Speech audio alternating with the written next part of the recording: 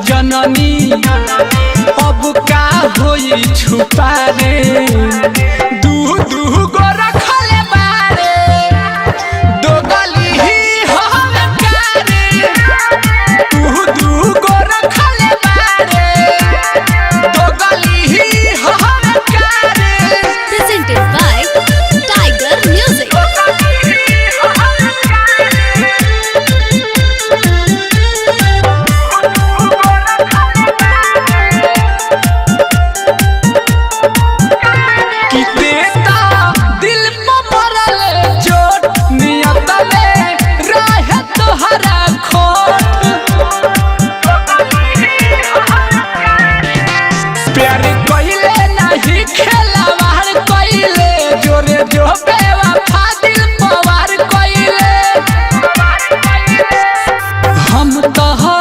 चले रहनी बारे सबसे अलग रे दू गो रखले बारे दो गली ही हम कारे दू गो रखले बारे दो गली ही हम कारे।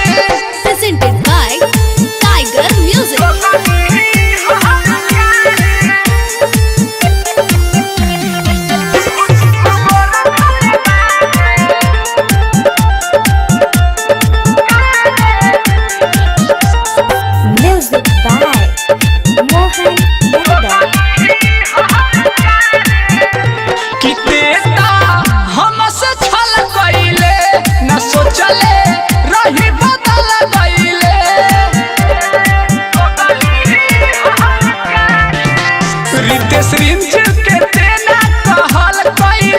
दीपक गिरी के संगे ते चल गईले